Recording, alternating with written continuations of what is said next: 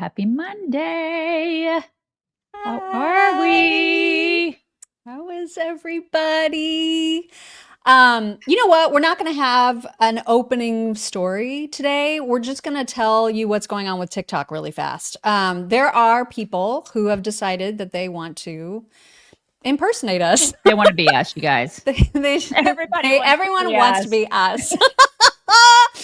Yeah, so there were at least two different fake accounts using, well, one was using this like logo that said COTR News, and they were just taking our content and putting COTR News branding on it, even though it's ours.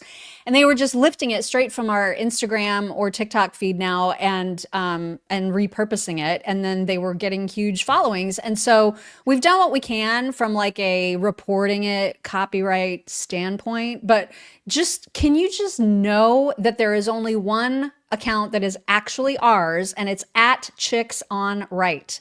That is the only TikTok we have. I mean, other than personal ones, but like that is the only Chicks on the Right official TikTok account. It's at Chicks on Right. It's not chicks.on.the.ry. Okay, that's not us. And it's not Chicks on the Right. It's none of those things. Okay, so just be on the lookout for the fakes. Do not engage with them. If you can report them, great. But I don't know why people got to steal. I don't like it. Thank you for putting that up, Scott, because that's where our links are. It's chicksontheright.com/links. That's where you can find all of our stuff. And it's pretty consistent. It's at Chicks on Right for our socials. That's pretty much where you can find all the things for our socials. And you know what? There have been dupe accounts on other socials too. And it really pisses me off. Yeah. Because that's how people make money off of us. And it's like, you don't get to do that, but they do. They'll do it because a lot of these social platforms are so slow at taking this stuff down.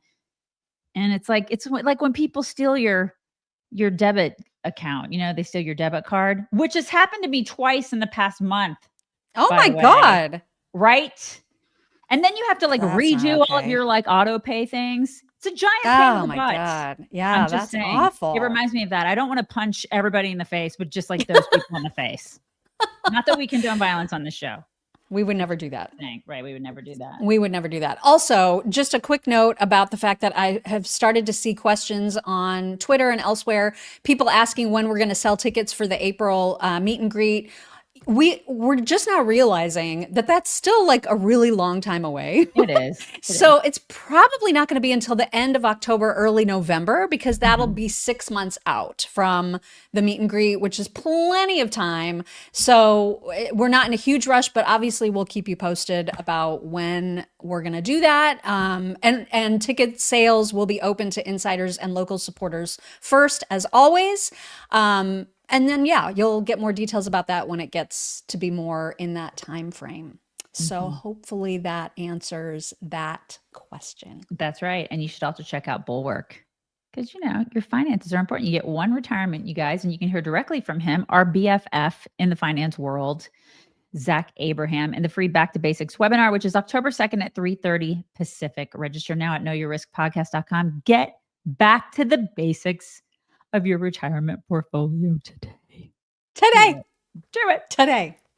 All right. Oh my gosh, there was so much news that we could have spent time on today, and we're just not gonna, because really the memorial and everything leading up to the memorial was just such a huge, big chunk of the weekend. And that's what we want to spend time on today. Definitely the lead up, though, because there were things that happened in advance of yesterday's memorial that we need to talk about. For example, there was the news that AOC is eyeing a presidential run in 2028. And before everybody goes like, oh my God, I hope it's her, I agree with Mary Catherine Ham, who said she is underestimated. Just because she gets so much wrong doesn't mean a whole lot of people won't find her style and pitch appealing. Right. So look at Gavin Newsom.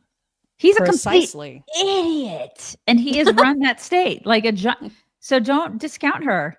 Look at the left. Look at them. They're purple-headed weirdos. They're running around. They think that men are women.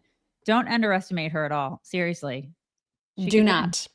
She easily could. And It's just, we shouldn't just be like, oh my God, what a joke, because it's not a joke. There are idiots out there who will be like, oh my God, she's so great. Right. So we just need to be thinking about. It's just a joke to us. That's right.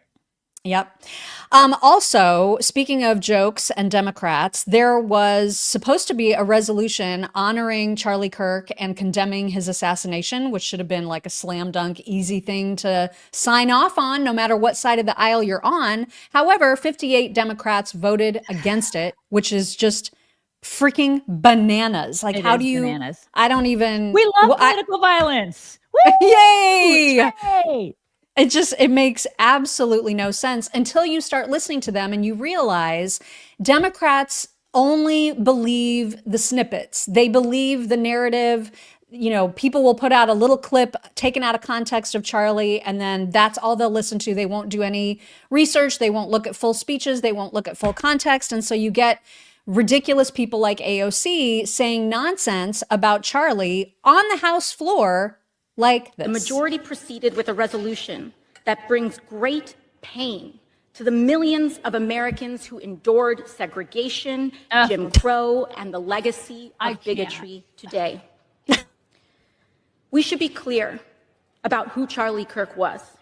Okay. A man who believed that the Civil Rights Act that granted Black Americans the right to vote was a mistake. Oh my God. Who, after the violent attack on Paul Pelosi, claimed that, quote, some amazing patriot, unquote, should bail out his brutal assailant. And accused Jews of controlling, quote, not just the colleges, it's the nonprofits, it's the movies, it's Hollywood, it's all of it, unquote. His rhetoric and beliefs were ignorant, uneducated, and sought to disenfranchise millions of Americans. It's just utter nonsense. And lies. Every last word. Yeah. And a lot of people are just running around lying. It's kind of like I go back to the whole good people on both sides thing.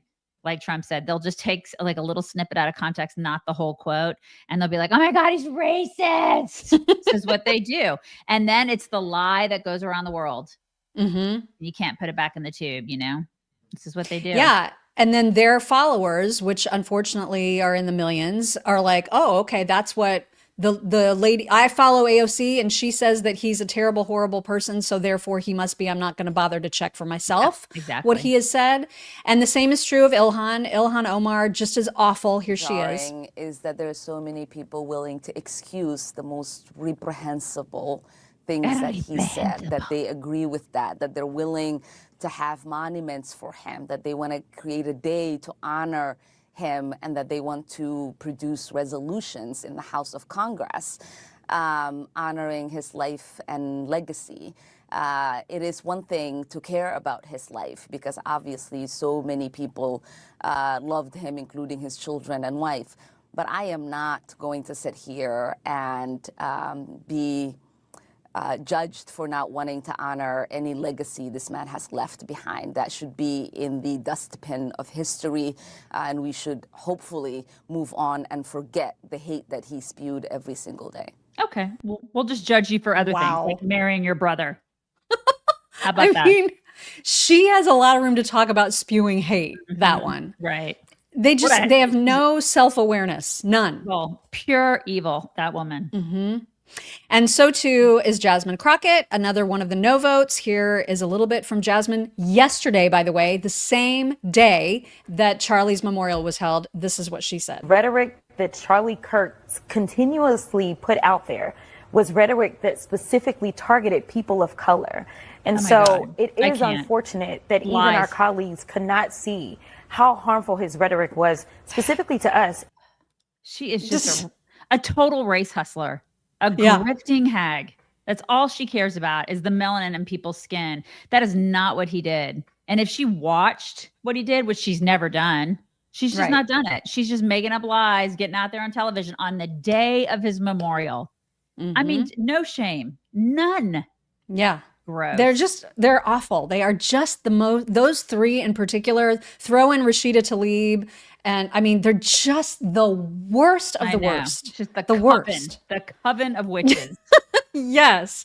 And so leave it to our friend Scott Jennings to absolutely rip Jasmine in particular to shreds. She's lying. I mean, Charlie Kirk targeted nobody. He was not racist in any way.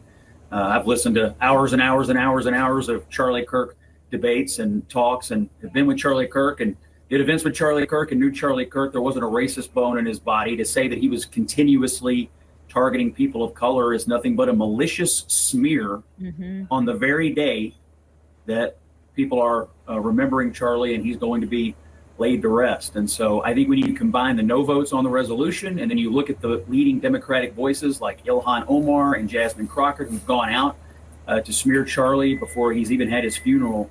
When I hear people say, well, you need to come together and both sides need to turn down the rhetoric, you know, a lot of the people saying that need to look inward right now. I was shocked at that. Well, I guess I shouldn't say I'm shocked by her, but I was a little stunned by what happened this morning. Yeah, I'm not stunned. Yeah, it shouldn't be a surprise at this point to anybody. She doesn't surprise me at all. She's just a total race hustler. That's all she is. God, she's just vile. Absolutely. Yep. If she didn't have vile. Seriously, if she didn't have a race to turn to, what would she do? What would she do? What's her job? Yeah, it's a great question. I mean, that's all. She sees the entire world through that lens. That prism, right? Yeah. It's just exhausting. It has to be exhausting, right? You know? I feel sorry for her. Yeah. You guys, you need to make sure that you are prepared for a disaster. I cannot believe that we've gone this. What is this? This is almost the end of September. There's been no meaningful hurricane yet, but like usually end of September, I worry. You don't. No, I know I don't. But like, it's crazy to me that there's been nothing. And so usually end of September and the whole month of October is the scariest point. So I am ready. Yeah, you should get a 72-hour emergency food kit at the very least. That's what you should do. And September is National Preparedness Month. So this is the month to do it. And they have a buy one, get one free special going on at ReadyWise, which is really great with free shipping. You can go to ReadyWise.com. You can get 10% off. Use code CHICKS10 with the buy one, get one free deal. They have all sorts of really great stuff, you guys. We have our little container thing out there that's like nailed to the floor. I call it a little container. What is it? Our little shelter. We have all of our little emergency food in there. We got water. We've got our generator from ReadyWise. They have all sorts of stuff. You should check it out and be prepared. You just never know what's going to happen, whether it's like the grid going down or a hurricane. Don't say that. Why would you say that? I don't know. You just got to be prepared, you know, and a 72-hour emergency food kit is a good way to start. I think that's a good foundation for, you know, you and Danger Girl. So ReadyWise is the place to do it. You can use code CHICKS10 at ReadyWise.com for 10% off. You guys check it out. Do it. And it's yummy. That's great the best stuff. Part. I know, right? It's yummy stuff. This is actually several days ago now, but JD Vance was also asked about just Jasmine Crockett in particular and just the brand of hatred that's constantly spewing from her pie hole.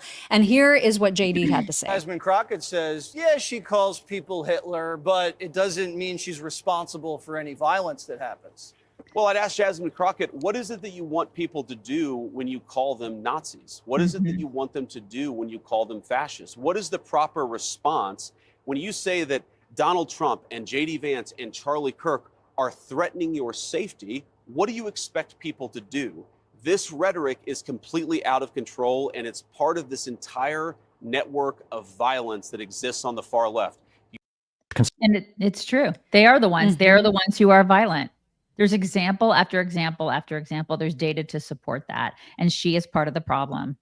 And so is Ilhan Omar. So is the squad. I mean, all of them. Anybody who has used the word Nazi to describe people who are clearly not Nazis, you're part of the problem. Look. Yeah. And he raises a really good point. Like when you say those things, what is the expectation? It's kind of like how everybody in the campaign, like in Kamala's campaign, Tim Walz, everybody was constantly saying threat to democracy, fascist, dictator. I mean, all the things. So of course, if you're saying those things to some lunatic who's like thinking, oh my God, if that's really the case, then we got to take this guy out. That's why you see the assassination attempts. You know what I mean? Like, of course, that's what the crazies are going to do. This is what you're telling them. Well, they see it as fear mongering because they're like, oh my God, we can scare these people to vote a certain way. But when you have half the country thinking that they are in actual danger from people, there's crazy people that are going to try to squelch the danger. Yep. What do you think's going to happen? Well, violence is going to happen. And that's exactly what's happening. You idiots. And one of the worst, I mean, he may be actually worse than the squad, is that guy that goes by the name Destiny. Oh my God, he is so terrifying. And by the way, I don't know why I noticed his jaw in this clip of him. Like it like moves in a way that is just not normal. And why does he have a stripper name? What is that? I don't know. I don't know why he goes by Destiny. Why does he go by Destiny? Like next up on the main stage. What is that? He's so disgusting. Hide your kids, hide your wives, by the way, because he's really nasty. But I mean, he's very openly stating that like more conservatives should be offed, essentially, and then the world would be a better place. He doesn't just threaten, he says this should happen. Here he is. Been disgusting for years, which is why I don't give a fuck about anybody that winds up at any of these rallies and gets shot or whatever the fuck, okay? Because they had no problem making fun of Paul Pelosi. The entire world would be better off if these people were permanently removed from these platforms. Like, there is no downside and only upside to see people like Candace Owens, Tucker Carlson, Tim Pool never be allowed to publicly broadcast their opinions ever again. It's am I frozen? You were for a second. Yeah, you were for a second, but you're back now. Okay. His jaw moves like a South Park character. He's like, right? Yeah. Okay, I'm glad you noticed it too. I was like, what? I totally noticed. It's weird. It's really weird. So he is one of the headliners of this Act Blue funded group called the Un-F America Tour. Okay. And their goal is to literally follow Turning Point around college campuses and basically counter protest what Turning Point is doing. And because of his attitude, that's genuinely terrifying. Like, he is a scary, disgusting creature, and so too are all the people that are involved in this tour. They're horrific. And one of the people that was closely identified to be part of this Un-F America Tour was one of the people that asked a question at Charlie's last campus event. So these people mean business. They are going to be following, conservatives around, and people just need to be aware. Like, these people are not well, They're not well. And it's like, if you are, I don't know who the people are that are on the fence, but if you're I've seen so many people that are like, okay, I'm done with liberals. I'm done. I'm going to the right now because these people are complete loons. But if you see something that's like the Un-F America Tour, and then you contrast that with what you saw yesterday, when you saw like a 5-6 hour memorial for Charlie Kirk, which was basically a religious experience, which was basically a revival. It was beautiful. Everything about it was beautiful. It was people getting together, and it was a spiritual experience. It was something that was wonderful and beautiful. And then you look at the two, and compare and contrast. What do you want? What do you want for your country? Seriously. Right. And if you don't choose the good, and you choose the crap on the left, good riddance. I mean, I don't know if it's just my algorithm, but I'm seeing so much hopefulness when it comes to people who are not religious at all, but who were really moved by what they saw and heard yesterday. And they're, considering joining churches. They want to understand faith more. I mean, it was such a hugely impactful day. And why would you not want that kind of goodness in your life? Why would you seek out Destiny as your spiritual guide in any way? This is my question. I look at that guy and I'm like, I want nothing to do with you. And like, raise your kids and your grandkids. I always tell my daughter, and I know I've said it on the show a million times, like, who you surround yourself with matters. They're either going to elevate you or they're going to bring you down. You don't want to hang out with a loser like that. That guy's a loser. Yeah. Right. That's right. Total loser. And speaking of losers, we need to mention briefly Candace today, only because inexplicably she decided to create more conspiracy, asking more questions, because somebody sent her the camera footage of the camera that was behind Charlie Kirk at his last event that captured the crowd in front of him, and therefore his view essentially of the day. Okay. And at the moment that he was shot, she claims that after viewing this footage, she's got questions about where the bullet went. And so the fact that this is the kind of shit she's bringing up and then essentially forcing members of his team to address it is so disgusting to me. Like, she just cannot stop. She just can't stop. I mean, it's just, she is ill. Okay. At this point, something is seriously wrong with her. So here are her questions. Gory about this footage from the back. The thing that really stood out to me, and I just kept asking him to replay it over and over and over again, is that there's no blood. There's no blood from the back. There is no blood. So I think a lot of people were wondering whether or not that bullet pierced and went out to the back. I think I vaguely even remember, and Skylar, you can maybe live look this up, but like, I thought the feds were saying they were looking for a bullet at some point, which is now very alarming to me. I don't understand that. How could they have been looking for a bullet? Because if I'm not seeing, and there isn't, I'm telling you, what happens in the front is not what happens in the back at all.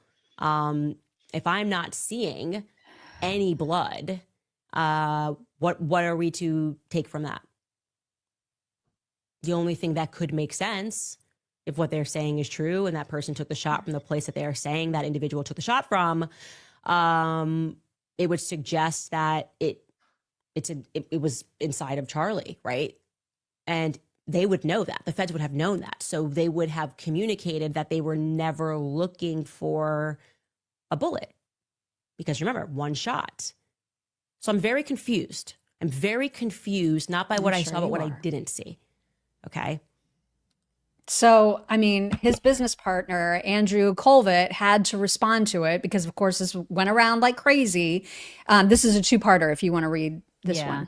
I want to address some of the discussion about the lack of an exit wound with Charlie. I'm usually not interested in delving into most of this kind of online chatter, and I apologize.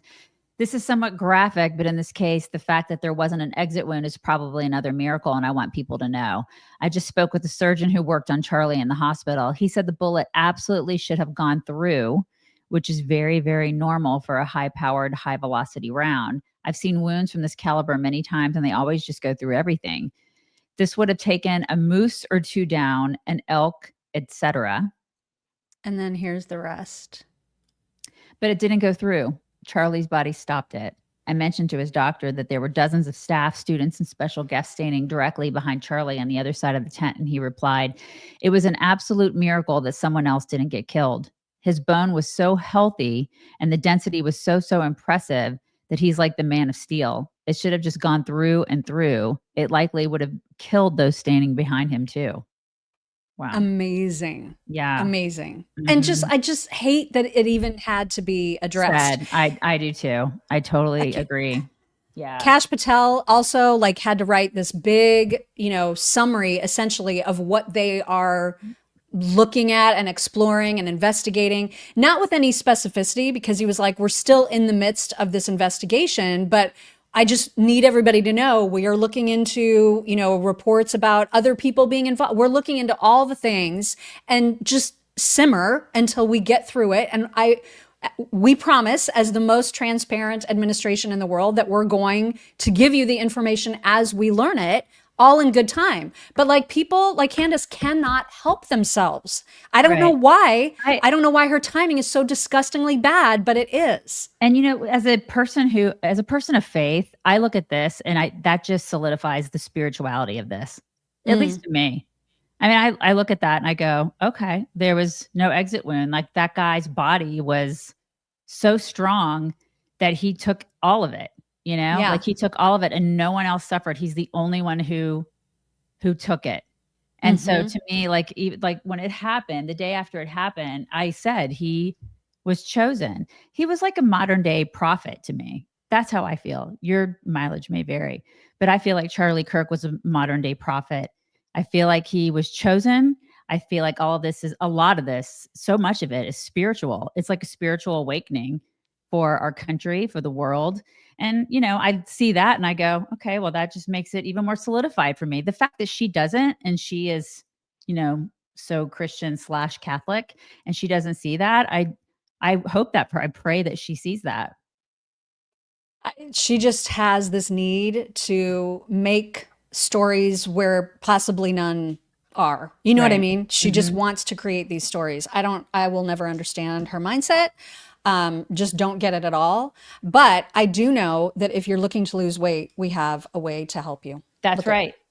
That is right. It's lean. You're right, you guys. Lean is awesome. In fact, a lot of people, I know that there are people here that have probably done like all the different diets, like the juice cleanses and the cabbage soup diet and keto and paleo. Cabbage soup. Do you remember cabbage soup diet? Do you remember that? You remember, we've lived through it all. Like we've been through all of it, you guys. And you've gained and you've lost and you've gained and you've lost. Or if you have that last like 10 pounds that you're like, oh my gosh, I have gained and lost the last 10 pounds like 50,000 times. They call it weight cycling. And they say that it's really not good for you to keep gaining and losing that last 10 pounds. So lean can help you get it off once and for all. And it can help you do it like kind of gradually and in a healthy way, because it's not good to kind of, keep going back and forth with that kind of stuff. It has really healthy, good stuff in it. It's not like the other stuff that's not healthy out there, which a lot of people are doing right now. It's not a GLP injectable, but the science in it is really great because it helps you maintain healthy blood sugar. It can help control your appetite and cravings. It can help convert fat into energy. And that is all a really good thing. And it's all great stuff. There's really, really good stuff in it. So if you want to lose weight in a meaningful and healthy way and keep it off, you can get 20% off when you enter code chicks at takelean.com. That's code chicks at takelean.com. Try it, you guys. Do it. Speaking of Candace, I guess a lot of people were interested about whether or not she was going to the memorial, and she was very, very adamant about the fact that she was not. Here she is to explain. I said there is no way we are going to this event now. There's a 0% chance. First and foremost, why are you saying but anybody can go to it? You just buy a ticket to the event, and you're all working to try to get me to confirm that I'm going. And you're doing this as if you're trying to like push my buttons and be like, we got to make her get into her ego so she like shows up and like posts it on social media. Nope. Actually, while I'm attacking the feds, maybe not going to a public event, which the feds are organizing, is probably a very good idea. I'm good. You know what I'm going to do? I'm going to listen to Power on my headphones and go see Ye. How's that for a memorial for Charlie Kirk? That feels like the right thing for me to do right now. It's definitely the right thing for her to do. Yeah. I mean, Tucker was there and Tucker spoke. He did. Mm-hmm. He did. We'll have a little tiny piece of that. There's already controversy swirling around that as well. Mm-hmm. But we'll get to that. And listen, I think her absence was good for America's soul, frankly. Right. But listen, they were best friends, you guys. Totally. He was her brother. They were BFFs. He was like a brother to her. Right.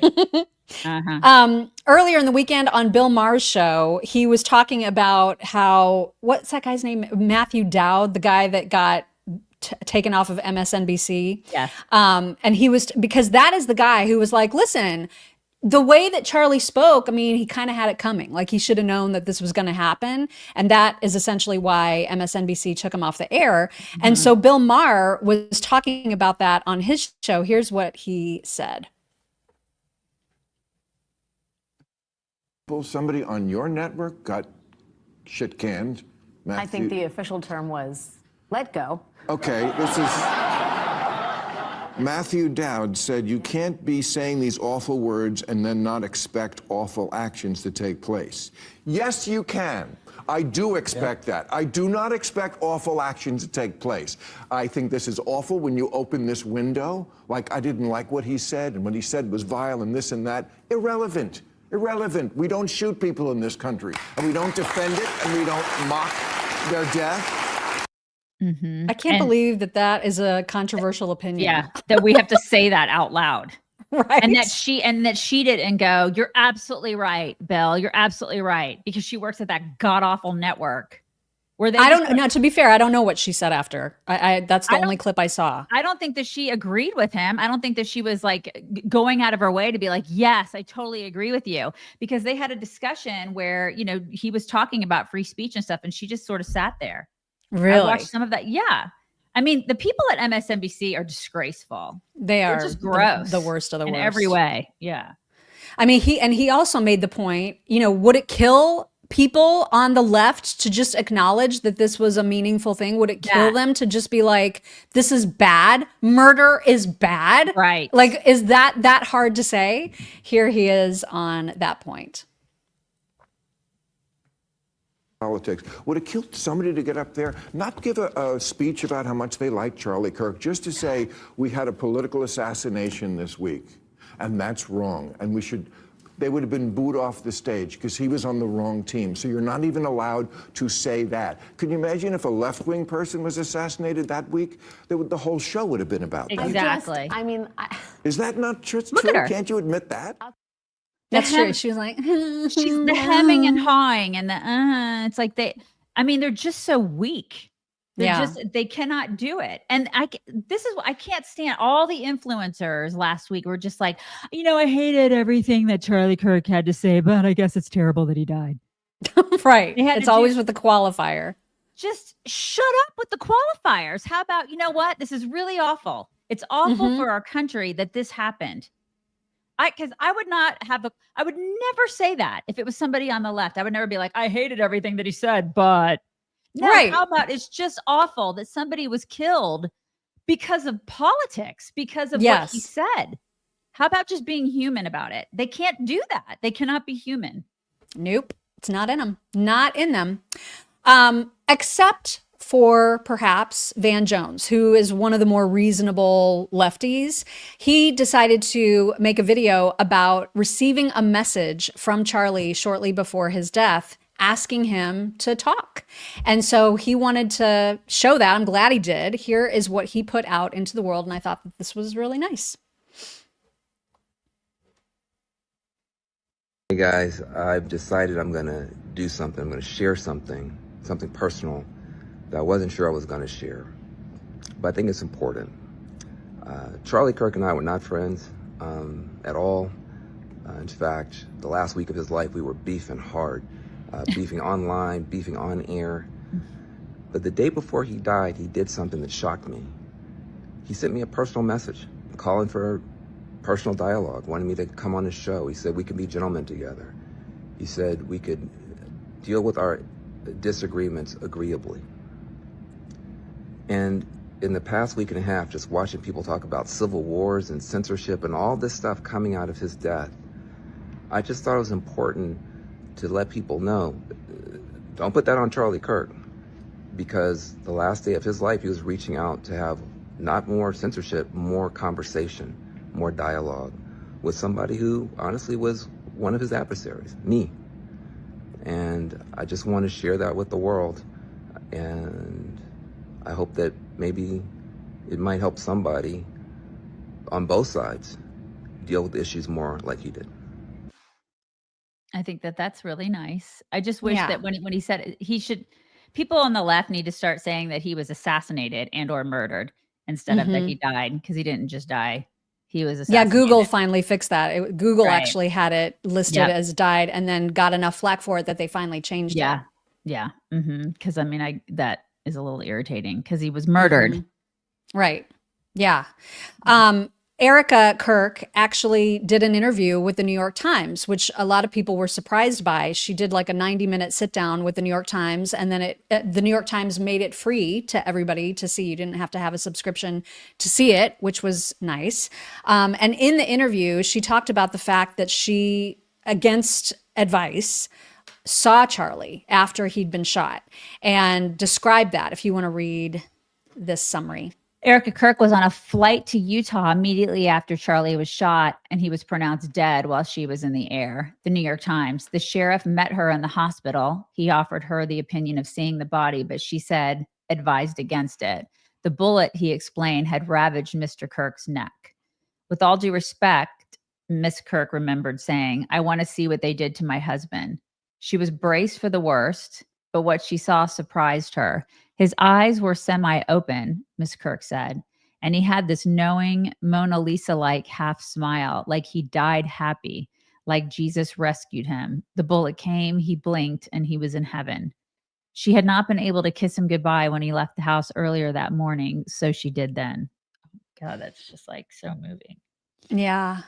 I mean, what the whole interview is she's an incredible woman. She really is. She really is. I mean, we'll obviously get to her speech in a little bit, but like she is somebody she is a force. Aspire to be like, because her strength is holy wow. Like I am blown away. I know she blew pretty much the world away yesterday. I mean, absolutely incredible woman.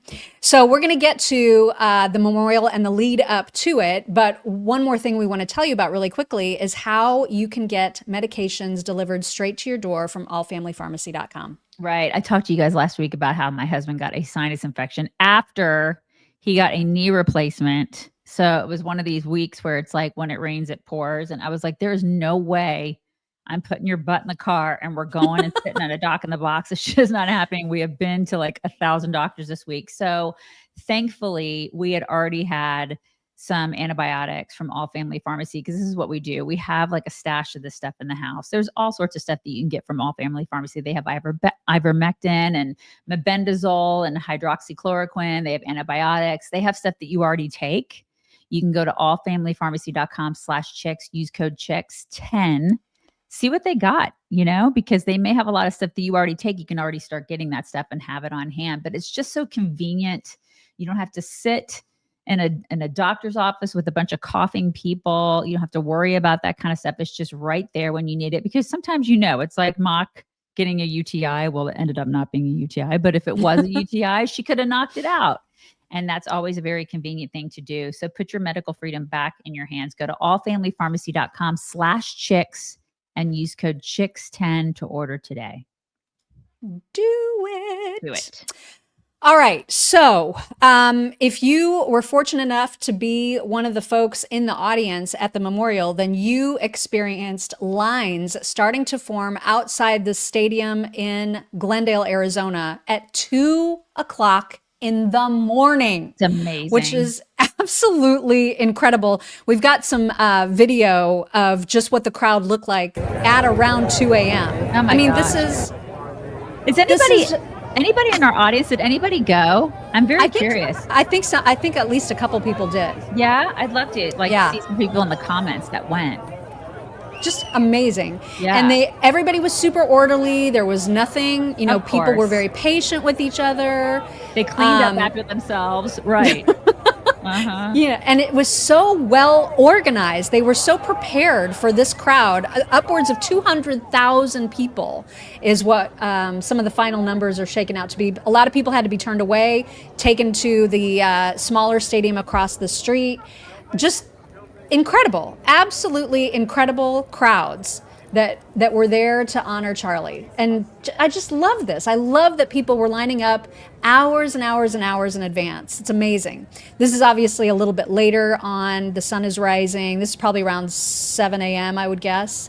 Beautiful. God bless America. Amazing. That is just so cool. And then there were Secret Service folks or security folks on top of the stadium who, when the crowd noticed them, they started chanting USA, and then the security folks got them more excited, riled them up even more. This is what it looked like. Oh my gosh, I love it. That is awesome. I love it. That is so great. Isn't that the neatest? I just thought that was so really cool. That is cool. God bless them. Yeah. Those are our people. Those are our people, you guys. Mm-hmm. For sure. And contrast that with, I don't even know which Krasenstein this is. Both of those brothers are so freaking soy. Vile. Yeah. And I can't tell them apart. But one of them was super mad about the turnout, you guys. Oh, and here's why they explained their dissatisfaction. This is what it currently looks like outside the State Farm Stadium in Arizona for the Charlie Kirk Memorial at 5 a.m. Behind me, you see the lines. This year alone, there have been 11 school massacres, and not a single one had a major memorial at a large sports stadium in America. There have been a total of 515 lives taken I don't know. over He's the last just so 22 years in school butthurt. massacres, and not one resulted in a memorial in a major sports stadium with tens of thousands of people. I'm not discounting what happened to Charlie Kirk. Yeah, you are. But America, maybe we have our priorities a little bit skewed. Oh my God. You are discounting it. Go sit down. Oh my God. So remember how we heard that there was going to be protesters, which was disgusting on its own. But it turned out that the protest crowd was rather small, according to Bill Malusian, who said tiny amount of counter protesters outside of the memorial service for Charlie Kirk here in Arizona, less than 10 people, including one woman waving a Palestine flag. Nobody is paying them any attention apart from a few USA chants in their faces. Stadium at capacity, the gates now closed. And then there was a video, I don't have it, but because it was just too disgusting to share, but there was one protester who was basically targeting any pregnant women in the memorial crowd, screaming at them that she hoped their babies would die. That's the level of psycho that we're dealing with on the other side. Yeah, this is the left, right? This is the left. So gross. Why you would want to be on that side is just it's beyond me. I don't understand people. I just don't. It's gross. These people are vile. We are not the same. So gross. And then contrast that with what was taking place inside. So there was Christian music being played, and just the audience was so moved by it. And so many of the people knew all the words to all the songs, and seeing them connect with the music was really, really neat. There was one moment in particular that the entire auditorium filled with like 63,000 people were singing in unison, you guys. It was extraordinary. Here is a little clip of that.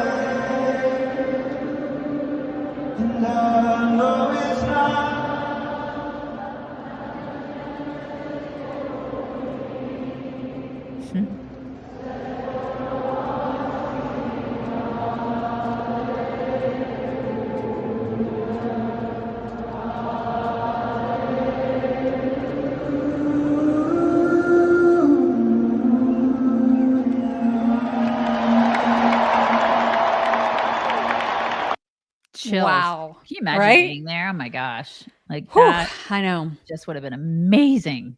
Amazing. And then there was the moment that Elon Musk arrived, and he was, I'm not sure who is talking to him, but somebody asked him, what he made of Charlie Kirk's murder. And this is what he said. He was a man of peace. And now he's been murdered in cold blood. Did you know him personally? Yes, of course. We met many times. How was he like? I supported his organization. I supported Tony Park from Fighter Lane. Why was he killed? Guessing, he said that he had this. He was killed because his words made a difference. Because he was showing people the light. And he was killed by the dark. Thank you, sir. God bless him. Yeah. Yeah, that was And he's right. a moment. Totally. He's totally right. And he was making a difference, and he was reaching kids, and they can't have that. They couldn't have it. Nope. Cannot have it. And the Rolling Stone, always the most disgusting outlet probably of all time. This was their summary of what was going on. Said Donald Trump and his administration used Charlie Kirk's murder as an excuse to ramp up their ongoing campaign for total power in their most authoritarian week yet. How these people are godless. It's insane. I know, right? Absolutely insane. One of the little clips, by the way, Turning Point, I am blown away by what they were able to put together for this event in the amount of time they did it. Like, this should have taken 6 months to plan, right? Especially with the amount of security they had to contend with, the number of people that were going to be there, the speakers, I mean, all of it. And then they still had all the fireworks and the sparklers and the well-produced elements of this event. It was incredible. on top of that, they were still doing a show. His producers and all those people were still doing a show last week. I mean, that in itself had to have been so difficult for all of those people.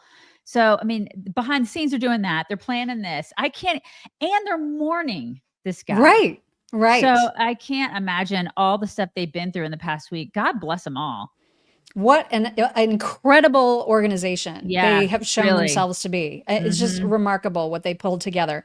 So one of the elements that they had, in between speakers was basically video footage of Charlie arriving to the university on his last campus visit. And I know that it seemed like the entire stadium was holding its breath while this was played, because we all know how it ended. You know what I mean? But watching Charlie arrive, so joyful, knowing that that's how he left the world, was his joyful, happy self. I think it was important for people to see it. And so if you missed it, here is that little element that they added to the program. Wow, look at that. Beautiful. Look at that.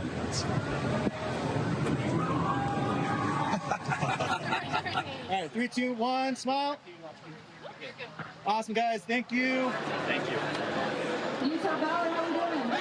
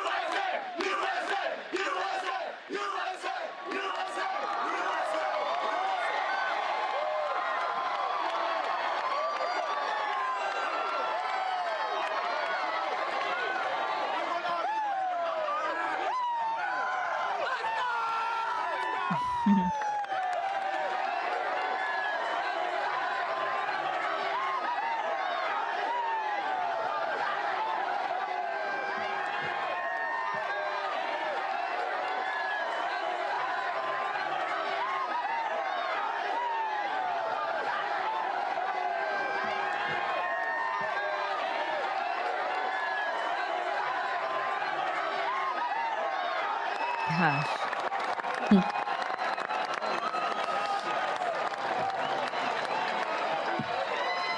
That's a lot of people, Utah, I'll tell you what.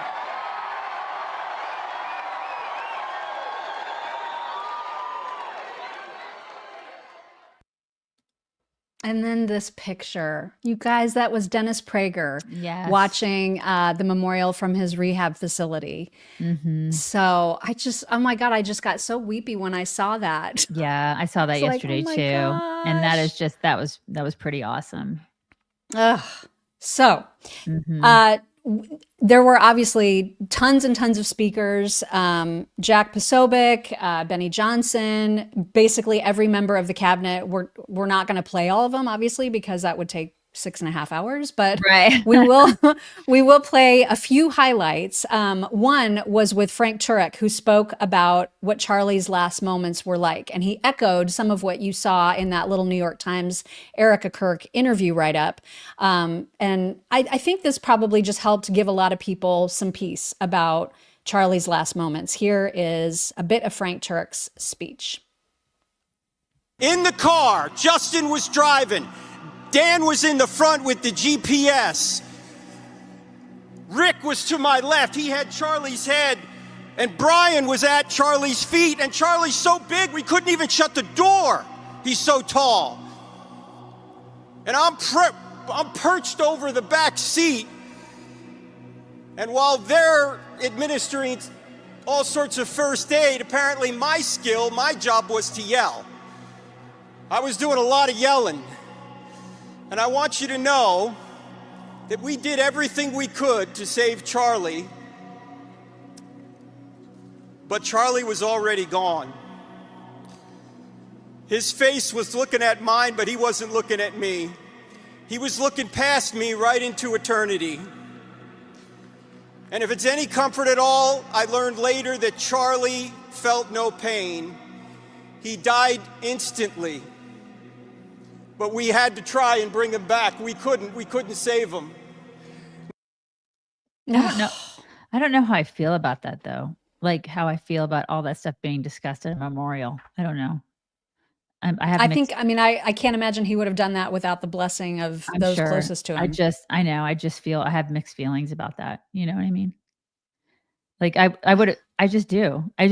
Like, I mean, I get it. I just feel I get it in a way, but I would have like rather, because he knew him so personally, I would have rather that he talked about him as on a personal level. Maybe I shouldn't have said that out loud, but I just no, you can say how you feel. But that's how I feel about that. You know what I mean? Yeah. I mean, you can have your feelings. Right. It's okay. Right. That's just, but I mean, it's a memorial and people are all grieving in their own way. And that maybe, yeah. And it was kind of different probably than other memorials. Right. Oh yeah. I mean, there's been nothing like that I've ever seen or will see ever again. Yeah. Ever. A lot of people are talking about Tucker Carlson's speech. People were a little nervous that he might figure out a way to inject Israel into the conversation. Some people say that he did at the beginning. I'm choosing not to share that part because I don't have feelings about it one way or the other. I thought the vast majority of his speech was actually quite good. And it's short. But he owns his own heart in it. And I thought it was nice what he said. Here's the tail end. It's only an acknowledgement that what Charlie was really saying is that change begins, the only change that matters, when we repent of our sins. Me.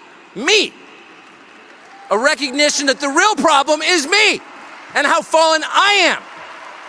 And that was the reason that Charlie was fearless at all times, truly fearless to his last moment. He was unafraid, he was not defensive, and there was no hate in his heart.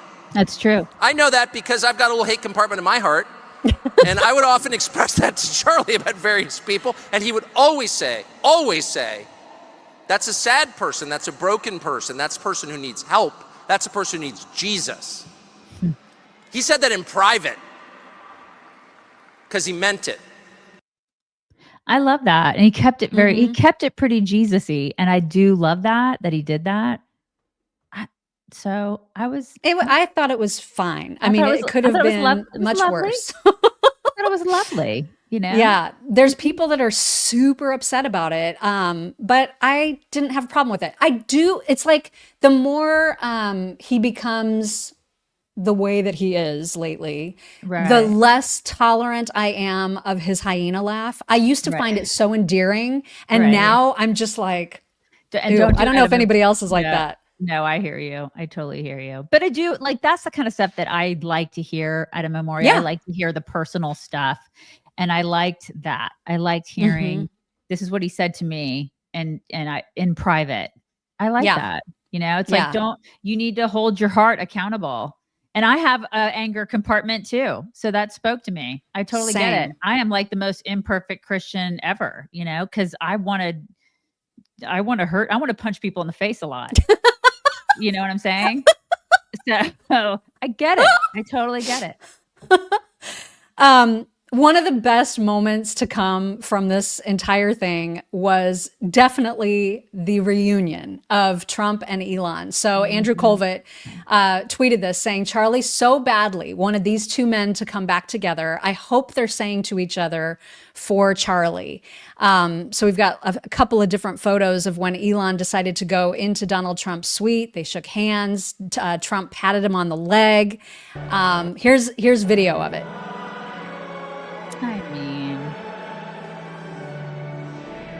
There's Dana White. I mean, like a son, right? Like he did the whole pat. It's sweet. It's really sweet. Ladies and gentlemen, please welcome. I mean, and then there's another video, like right when Elon is leaving, and you know, you can just tell that they were so cordial to one another. Right. If anybody's gonna get mom and dad back together, it's Charlie. Right. You know? And then see, he patted him on the hand again.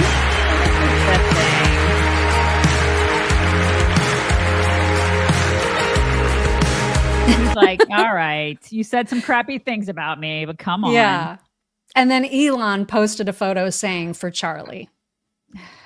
it's very sweet, you guys. Very sweet. Liberals I'm so are happy about that. They're freaking out about this. You know, they're freaking out. They're like, we can't have them get back together. We can't.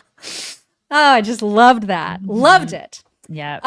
Marco Rubio is great. I don't have a clip of him because everybody needs to go listen to his speech in full. He was one of my favorites. Oh my gosh, my all of them were absolute so good. Yeah, I loved him and I loved Stephen Miller. But Marco's was great because the balance of everything in his was so he's just great, you guys. He Marco really Rubio, is. He is in his golden era right now. He's just living his best life. He is having a moment. He is doing like his 18 jobs and excelling at all of them. I mean, he's just having his moment. It was a fantastic speech. It was. Here's a little bit of Stephen Miller's, who, you know, as a speechwriter, you knew it was going to be powerful, and it was. Here's just a smidgen of it.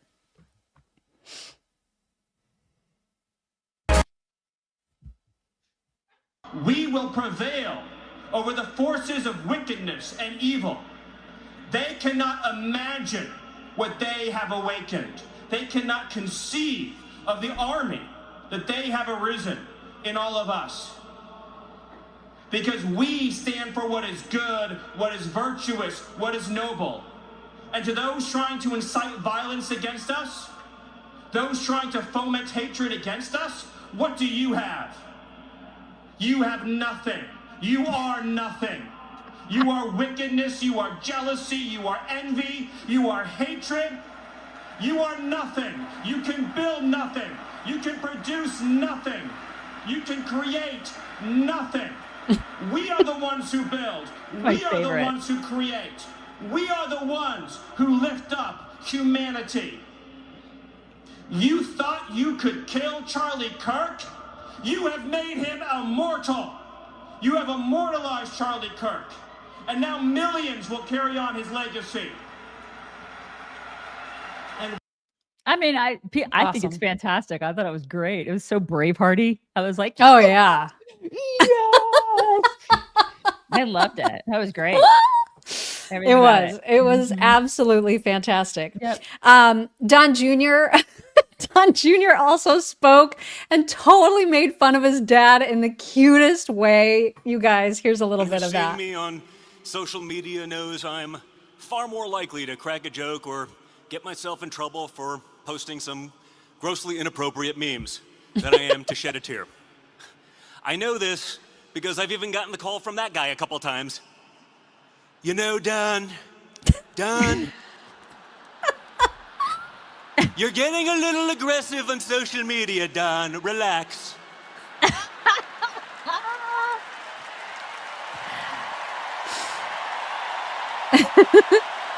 He's like, that's me. That's totally me.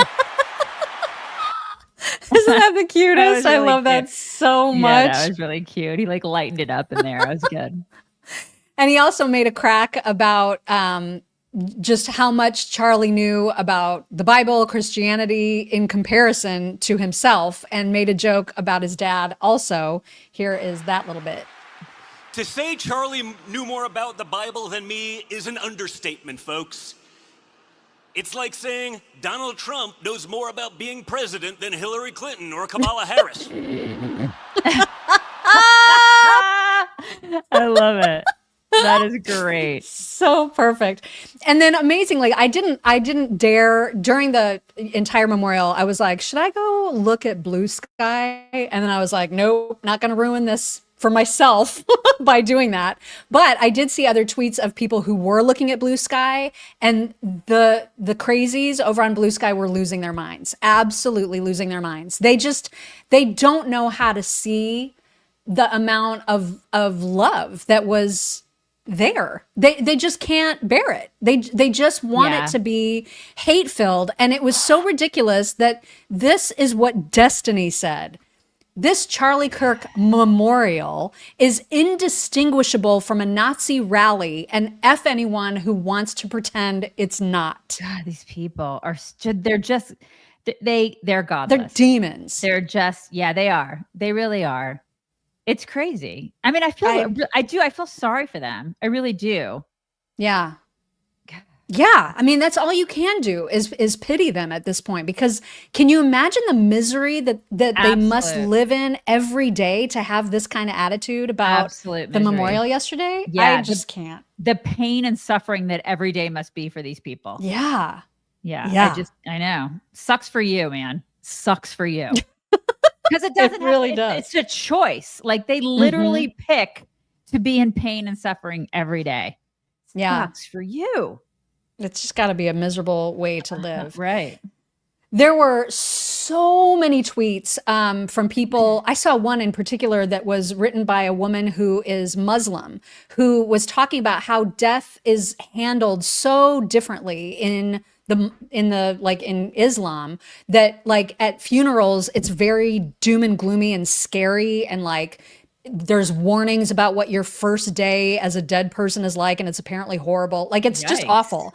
Yeah. And so she was watching this entire memorial with envy, thinking, wow, like this is so beautiful, and it's so inspirational. And if this is really what Christianity is like, I'm jealous. I'm jealous of what those people get to feel. And it's that, I think, that's like the first spark of someone making the change. Yes, it is. Or, you know what I mean? Like that. Right. And I saw so many messages, not just from Muslims, but from all kinds of people who were like, wow, I want this. I want this feeling for myself. If she likes so that, many people. you also get to drive and swim. And you don't have to cover yourself up. I mean, I don't know. It's just, yay. Right. You can do There that is too. that too. There's also those things. Just saying. And so, hearing from all the speakers that were so openly preaching, really, I mean, there, and without shame or fear or awkwardness or worry or concern or hesitation or reluctance, like they were just so ready to do it. In fact, JD even commented about his new way of talking about his faith. Here is what he said. Part of my life. I have talked more about Jesus Christ in the past 2 weeks than I have my entire time in public life. And that is an undeniable legacy of the great Charlie Kirk. You know, he loved God. And because he loved God, he wanted to understand God's creation and the men and women made in his image. Yeah, I love it. It is a revival. Yeah.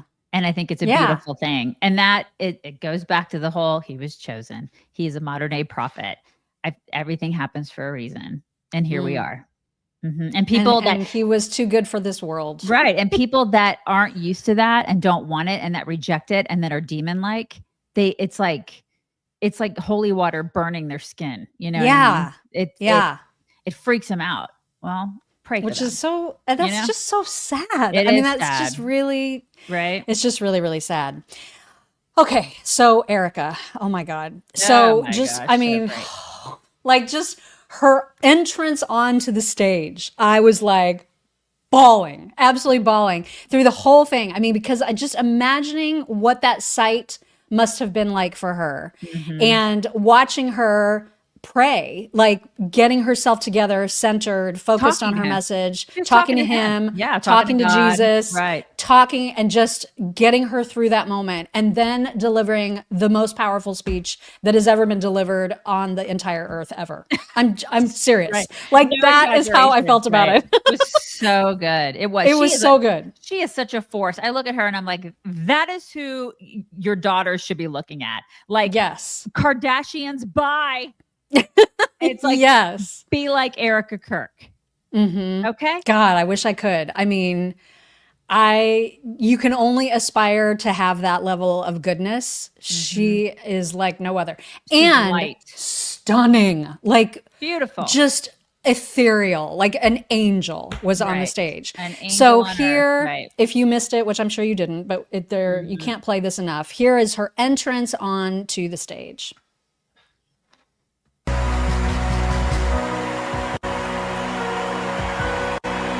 And I looked how she wore white. You notice that? Yeah.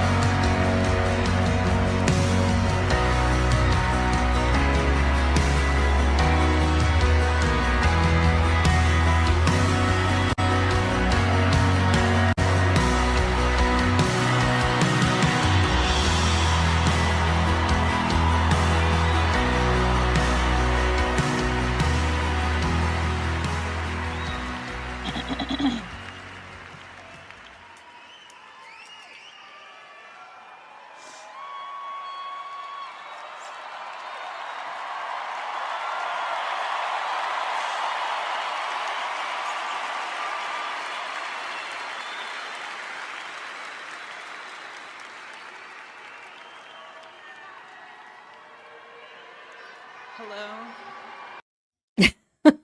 I love that. I love that she wore white. She was a vision, you know? Yeah. Was it just me or like, because obviously the podium was behind the bulletproof glass. Anytime that a speaker walked out and stood next to the glass, I was anxious. Like, I was like, please get behind the glass now. Please get behind, keep walking. Please get into the glass. I wasn't worried. I was so nervous. I wasn't. I was so nervous. I hate that, but like, that's where we are. You know what I mean? Yeah, I didn't worry about it. For some reason, I wasn't worried about it at the memorial. I wasn't. Especially when especially when it was Trump. God, I was just like, stop standing right there. I felt like other people have felt like that too. Really? It was making me insane. I felt like if there were demons there, they would have been cast out just by all of the God talk. By hour 3, they would have been like, I can't do this anymore. I can't. I gotta go. You know what I mean? I don't belong here. Right. There was so much Jesus and goodness in that place that they just they couldn't have dealt. They couldn't have. It's like, if my idea of hell is having to listen to J-Lo music, it's like I'd last 5 minutes and I'd be like, I can't do this. Oh my God. It really made me uncomfortable because there was I was like, there's a reason for the bulletproof glass. You just need to be deposited into it. Like, there should be no sidestepping it. You know what I mean? I think I was so nervous. Yeah, I think it went exactly how it was supposed to go yesterday. Well, thank God. Thank God for that. And thank God for the security. I mean, that place was locked down, which was as it should have been. Right. And then, of course, the moment that everybody cannot stop talking about, and rightly so, was this moment in her speech, which everybody was blown away by this moment.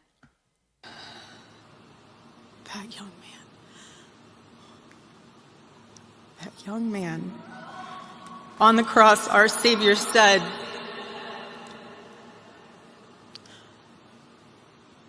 Father, forgive them, for they not know what they do. That man, that young man, I forgive him. I know.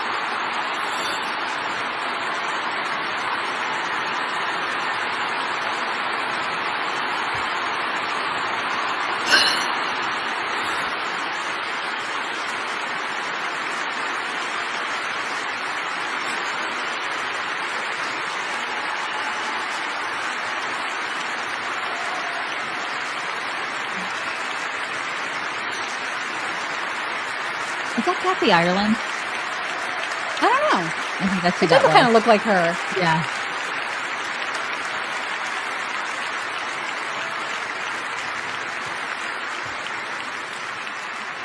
I forgive him because it was what Christ did and is what Charlie would do.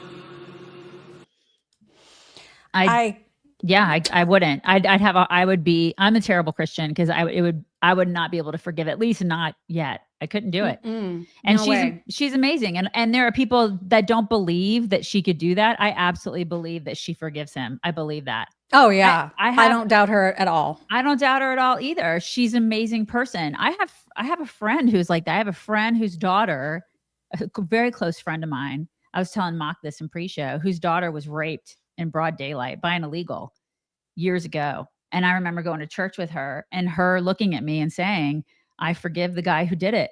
And I was like, I don't know how you do. I want to rip his balls off. Mm-hmm. I don't know how you do this. And she did. She forgave him.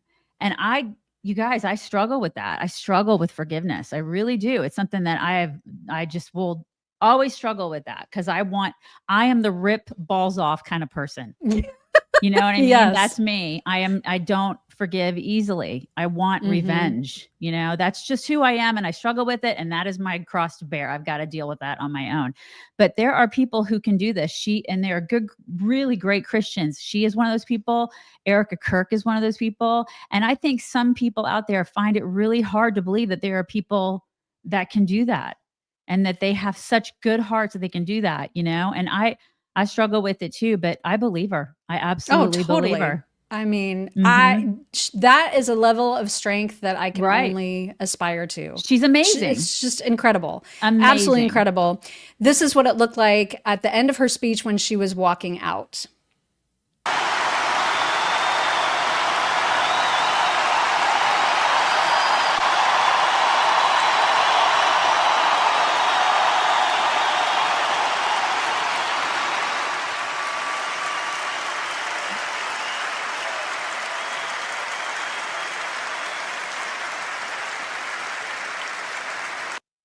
Amazing. Now, if you ask me and Daisy, that should have been the end of the program. Right. It should have been. But Trump was the finale. And it makes some sense, I guess. I do wish he would have gone before her, though. I think she should have finished it. I think so, too. But whatever, she deferred to him, and that probably was her choice. And you know, his speech was very Trumpy. In fact, there was more politics in it than I expected that there would or should be. Yeah. That was weird. There was actually a moment that kind of predicts what our show will be about tomorrow, which is that there's going to be a big announcement happening, I think from the Oval today. Here is his mention of that. Healthy again, and tomorrow we're going to have one of the biggest announcement, really medically, I think, in the history of our country. We're going to be doing it with Bobby and Oz and all of the professionals. I think you're going to find it to be amazing. I think we found an answer to autism. How about that? Autism tomorrow. That it was not expected. But okay. I just wish he would have kept it more about Charlie. Yeah, it was a little too political. And then there was this moment where he basically gave messaging that was in 100% stark contrast to the forgiveness message that Erika gave. But he did it in the way that was so endearing and Trumpy and expected almost. A lot of people I see have a problem with this. I don't. I think because Trump can't be the forgiver in chief right now. He has to seek justice because that can't be on her shoulders. You know what I mean? That's one of the things that she said in her New York Times article. They said, do you want the death penalty for Charlie's killer? And she said, I don't want that decision on my ledger because when I get to heaven and if Jesus says to me, oh, we're doing an eye for an eye now, is that what we're doing?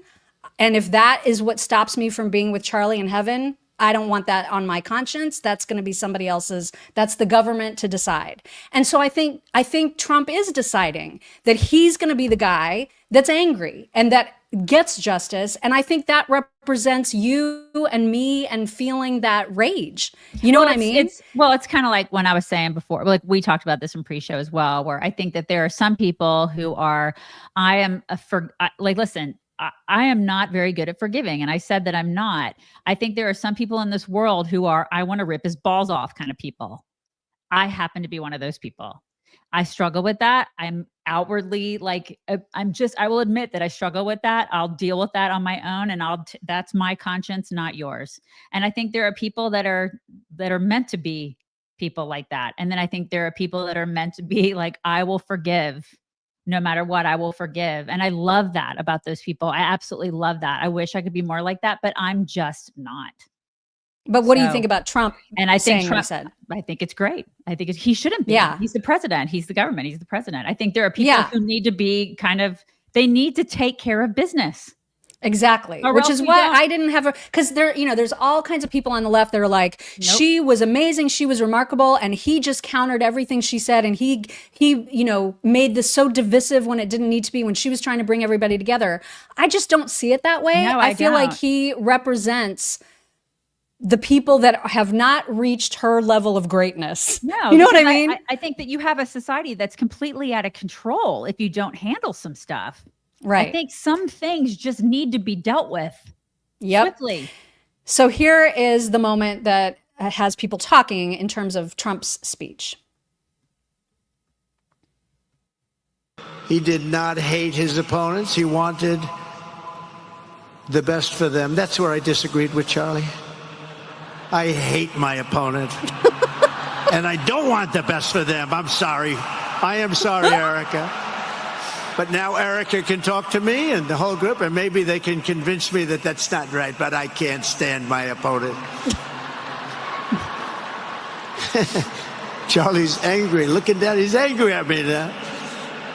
He wasn't interested in demonizing anyone. He was interested in persuading everyone to the ideas and principles he believed were good, right, and true. Which is great. I get it. I totally get it. I love that about Charlie, but I totally get that about Trump too. I'm not a big fan. I'm not a big fan of people that look at me and call me a Nazi and say they want to kill me and my family. Not a big fan. I'm kind of with Trump on that. Sorry, I'm just not. So, but for people who are, I love that about you. I do. I love that about you. I'm just not that person. So after Trump's speech, he had Erika come back onto the stage and they shared just this sweet moment. So here's what that looked like.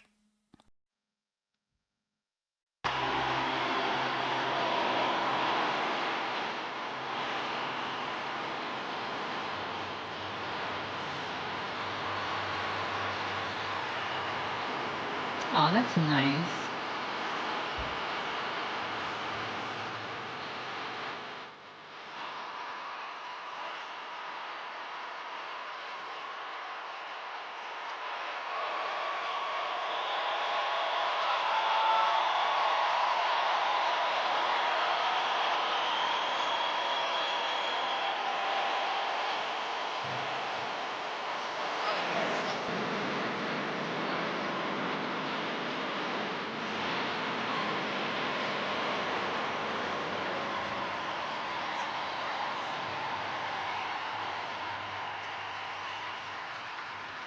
Thank you very much, everybody.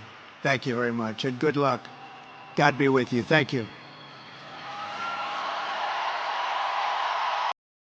I saw a little video of them backstage where he got her laughing about something too, which was sweet. Yeah, that is sweet. I have a question, and I don't know. I didn't do enough research on this. Maybe you know, and maybe you don't. We can talk about it tomorrow. But where were his parents? I think they were there because Trump acknowledged them in his.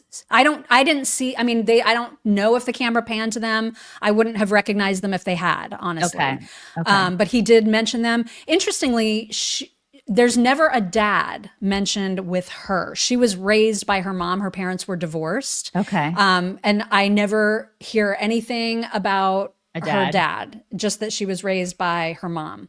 So I just thought that was sweet because, I mean, there was something very fatherly about the way that he treated her in that moment. Oh, totally. I just was wondering about his parents. Like, were his parents there? Did they pan to them? Did they? Obviously, nobody in the families, the immediate or extended families spoke. I was just wondering if they were there, if they panned to them in the, because I didn't see that yesterday.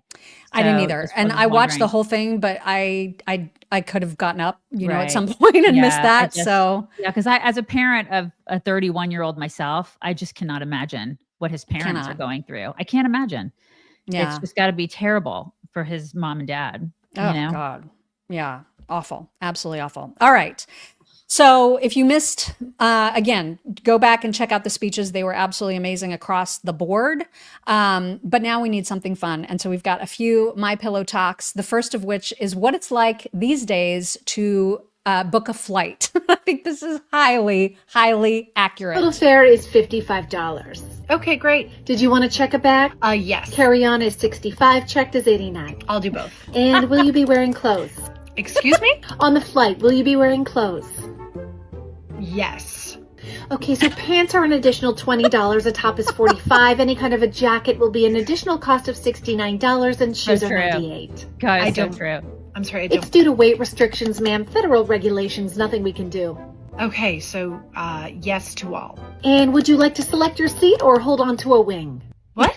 Do you want to sit on the plane? That's an additional $155. Otherwise, you can hang on to the wing. Definitely inside, please. Yes, ma'am, I'll add that. And did you want a pilot for an additional cost of $240, or did you want a self-flying plane? I want the pilot. All right, so your base fare is $55 plus taxes and fees. Your total is $5,687. So true. Will that be cash or card? It's so true. All of it. It's so true. Flying Everything is an sucks. add-on. It Everything. sucks now. I hate it. Oh my God. And then they steal stuff. They'll steal stuff from your life. Right. Exactly. Also, it's been way too long since we've had dogs. So we've got a couple dogs. The first little montage of dogs is just dogs sleeping in ridiculous positions.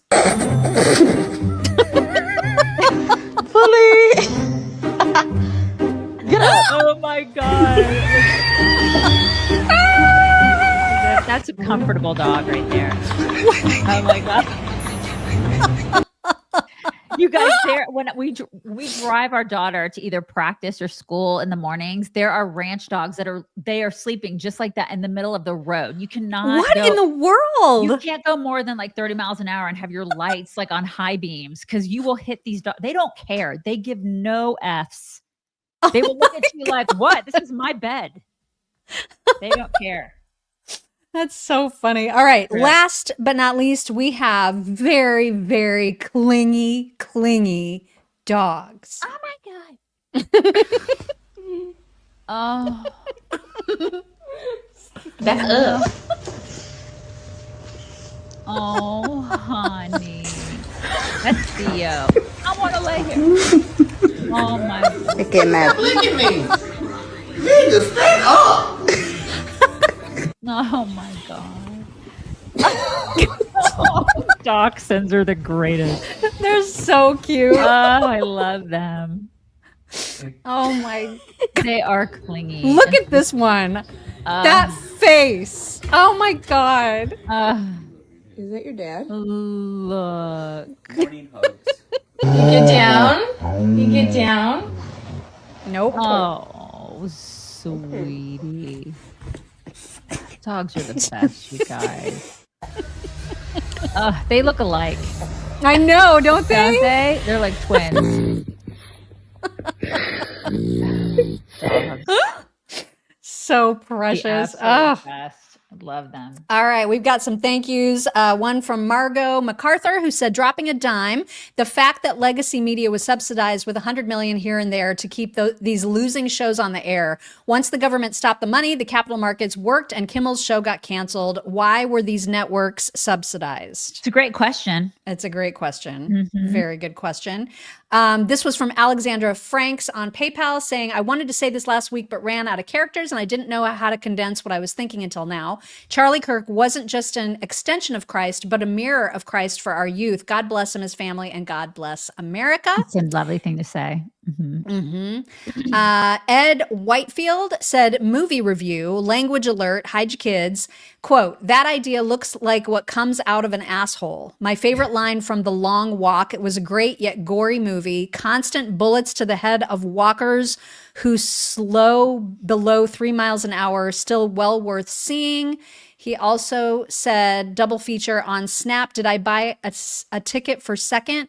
Big, bold, beautiful journey. 2 ring fingers way up, maybe. Watch if you're not unintentionally single. I hate that I love this romantic journey. They relive formative moments thanks to GPS. Okay. So check those movies out. All right. Nancy Katz says that guy complaining that there were no memorials for school shootings. Why didn't anyone on the left do that? Why didn't he? Are they not able? Insufferable. Great point. Yeah. And then over on locals, Minnesota Solar Baby said, but they honored George Floyd and still do. Yeah, and look at their lives. Compare George Floyd to Charlie Kirk. Yeah. My God. There is no comparison. Rock Lady Wright said, I'll keep it short, Mock. So many Black Americans would be like the first people to stand up for Charlie Kirk and say that he was in fact everything but racist. They can all answer to Jesus on Judgment Day. Jaw Boy is on ecstasy. That's why his jaw moves like that, Destiny. At least that's what it looks like. I heard from people that might have partook 100 years ago in college. She said, quote, if you can, said Jesus, everything is possible for one who believes. Mark 9:23. Forgiving the kid that murdered your husband has to be the hardest thing, but by not forgiving as a Christian hurts you more. Without forgiveness, you can't truly heal your heart and be one with the Father. God asks you God asks you to forgive. He doesn't ask you to forget. God also holds people accountable, and there should still be consequences. She can forgive the kid and still demand that he is punished. Yeah, and still want to punch him in the face, maybe. Yeah, just exactly. a little, like just a little bit. Yeah. Or we can do that for her. That's right. That's right. All right, now you. All right, Marcy Paralez. Happy Monday, ladies. Missed everyone over the weekend. Yes. Mike Sassman, a little something for the COTR Kleenex Fund after covering the Charlie Kirk stuff. That's right. Yeah, I need more. Brian Brumley. Elon is not far from the kingdom. I wish I could sit down with him and help him come all the way home. He's so close. He is so close, Brian. Lori Weens. If the why YouTube won't let me type the word, went off of his vest, that may have slowed. Oh, the bullet went off of his vest. That may have slowed it and kept it from exiting. Had to edit this so many times. Ultimately, it was a miracle it stopped. Mm-hmm. Okay. Tina Kramer, my best friend's son goes to CSU and is a conservative. Charlie was supposed to speak there on 9/18. Her son challenged Destiny that day on his rhetoric. He did really well at challenging that moron. Good for him. Julie Wolf, does anyone know where were his parents? My 24-year-old son passed 6 years ago, and I can't imagine not having some part in the service. Yeah, and we talked maybe about they that. just wanted to lay low. Maybe they were there and they just, they want their privacy. Lori Weens, you could read her lips. Father, speak through me. You could read her lips. Father, speak through me. Yep. Robin died. Disappointed with POTUS rant. Should have stuck with Charlie Kirk. Yeah, I wish he would have just little political. Too much. Yeah. I think maybe part of that is just the shock of going through what we all went through watching her, and then it was just so different. You know what I mean? That like she would have been the best way to end the program. She would, how do you follow that? You can't. You follow can't. That. You can't. Right. C Noons. Vengeance is mine, saith the Lord. Doesn't mean we can't arrange the meeting, right? Does that make me a bad Christian? At least I'm honest. Love y'all. Balls. Shelley Bolton. I love that she forgave, but I also love that she didn't pretend it was easy. Forgiveness is a choice, decision, and not necessarily a feeling. Forgiveness doesn't mean the person doesn't face justice. That's Good right. point. Karma is real. I totally believe that. And you know what? The person who's miserable and the person who's awful is just, they're going to destroy themselves anyway. You know? Yeah. Those people usually end up doing that before they even get to meet God. Judy Flackney, we have been so silent and forgiving for too long. It's true. It's absolutely true. You guys, I've got two gifts I want to show you, and then I'm gonna. Do you have one too, or I do not. Not yet. Okay, I haven't been. No. Okay. I haven't. We're gonna hug, and then I'll show you the two gifts that I got over the weekend that you guys are probably gonna like. Oh my God, it feels so good to hug. I do have one thing to show that I just want to. But do your thing first, and then I'll show this thing. All right. First of all, I got from Debbie Evans. I thought this was, speaking of airplanes and luggage, she got this for me. It's a luggage strap and it has a lock on it. Oh, nice. So no one will steal my jewelry when I come to visit you in November. Yay. So this time I won't have stuff stolen. I'm very excited. So thank you so much for that, Debbie. That was very, very sweet. And then this is from Stroke Jen. It is my own sticker book, and it says, hide your kids, hide your wives. And you guys, it has like every single page is just filled with inappropriate, some of them, not all of them, but some of them inappropriate stickers. Like it's really, some of these are really good. Like idiots are everywhere and like they're really great. Like we've been reading through them, but you know, I choose, like, this is totally appropriate for me. Like I choose violence. And it's a chick. It's a chick, right? So thank you so much for that, Jen. And she got like a plush toy for and a little plush toy for me too, a little cat, and that's in the other room. It's just sitting there in the other room. It's like a little cat plush. And I'm assuming I have something similar waiting for me at my mailbox. I just haven't been. Last week was kind of a week for me. I don't know. I just didn't get there, but but also I just would like to make note to A. Green from Portage, maybe Indiana, I think. So that person sent a letter that was handwritten, and I just want to show you what it looks like. And you guys, I cannot read it. I can maybe make out every 9th word. I mean, there was even writing like on the envelope. Like they're just tiny itsy bitsy writing. And I just need to tell people to not do this. This, first of all, not just because I can't read it, but because it's kind of creepy. I mean, I'm just going to say it. This is weird. Like I don't know how to process somebody who fills a page even in the borders like this. Like I don't maybe or type it. You know, you can type it. just type it because I type it like in like you, a 14 you wasted point all this font. time. Right. I can't read it. Like none of it. I can really seriously make out maybe every 9th word. Please don't waste your time doing that. It's illegible. So I just wanted to say, I don't know what you said. I'm sorry, A Green. No idea what you were trying to. Thank you for writing, but she can't Thank you for writing, but no idea what you were trying to tell us. So there's that. There you go.